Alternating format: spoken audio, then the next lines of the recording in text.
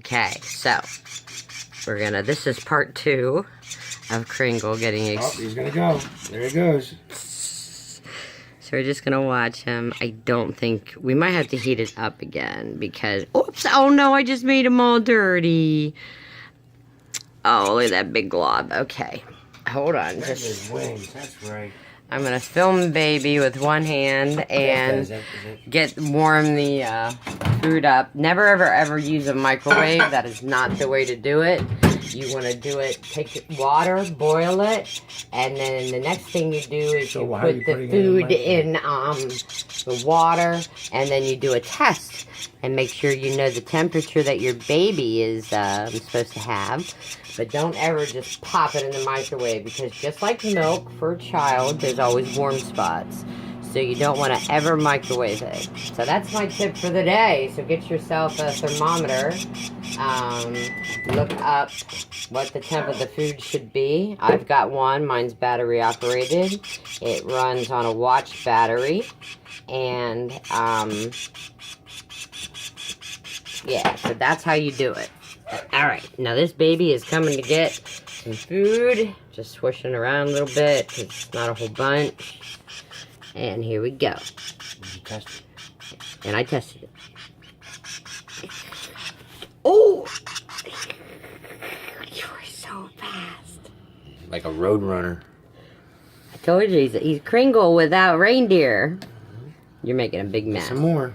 Let's go. Let's, yeah, just hold him now. Just hold him now.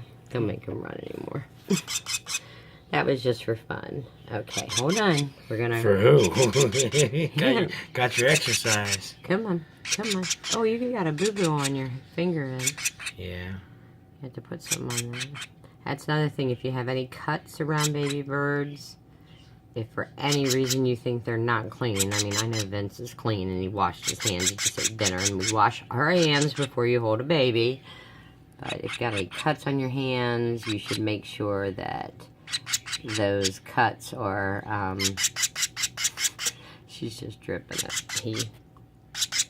You gotta make sure those cuts are covered, because you don't want to give your baby anything. Oh, oh my goodness. It's a pretty. It's a pretty.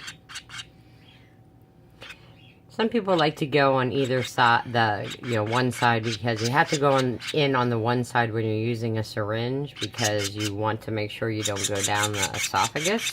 You want to make sure that you go down where, it did give food on her head though.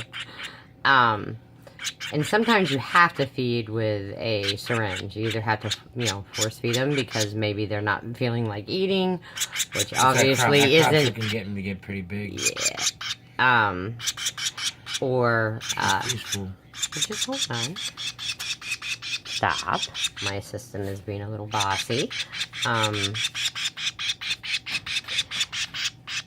And he's doing an excellent job, and I think he is right, the crop is full. But I don't want to get off subject. You just gotta be real careful about cuts and things when you're handling your babies. So, we saw some footage of baby flying a little bit, flapping the wings. Now, if underneath the wings is solid black, meaning there's no bar, no broken bars, solid black, that's a boy. So I'm teaching you guys all everything. So if you're out trying to find a boy, and if it's an immature boy, it will not have a red chest. And if you've been researching your Scarlets, you know this. The chest doesn't come in until like, sometimes it's 9 or 10 months. Sometimes it's longer. Depends on the bird. Yes! And so you don't know. This could be a female if you were looking to buy a Scarlet. But once their feathers unfurl, which this baby's feathers are so close to being totally unfurled, you can tell if it's a boy or girl. So, what we're gonna... Look at this.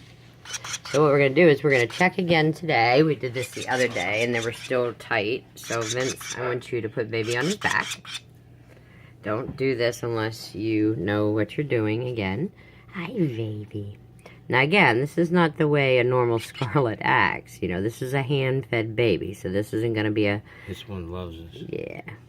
You do, baby. Well, you know what? I'm going to rub your belly. Yes, I'm going to just rub your belly. You're just a sweet baby. I want to look underneath your wings, Kringle, okay? Let me see. I know. This is the part they don't like. Okay, spread out the wing. And see... Uh-oh, he's crawling. Yeah. I don't know if you saw. I'll try again here in a minute. We're going to give a little breather and some runaround time in here. But pretty sure it's a boy. There are some feathers furling out still, but I see no white bar whatsoever. So I'm thinking Kringle is a boy. But we're going to try again. I can do 20 minutes of video. Anyways. Do you have any questions about scarlet-chested parakeets? I get them all the time about all my different birds. You can message me on my Facebook, Kiku and Hoshi Dumont, you know, and I will answer them for you. I get a lot of different people that message me, though, and my number one priority for me is clients, new parents. We call them instead of parrots. Parents of babies from my flock. They're my, the new buyers, the clients that have had birds maybe 6 months, maybe 5 years, whatever, 2 years, whatever. They're priority to me. If you buy a baby from me, I don't disappear into the abyss of bird world. I'm still around, so I can get to be a busy lady. But once people, learn about their bird and they get advice, sometimes they need more than they looked up or read about. And that's what I'm here for when you buy a baby from me. Oh, look at that. All right, the flash is off now because my phone is getting hot, but I am 97 point... Yeah, this is a boy, which I called from the beginning because baby boys cry and whine. Not that the females don't, but even when they're little, they go. So there you go. All right. Hope everybody's doing well. This might be my last video till next year. It's 2016. Don't believe the hype. Yes. This might be it, though. Yeah. So we'll see what the Kringle looks like in the new year. But, been on the fence about Kringle. That's why I really haven't been advertising.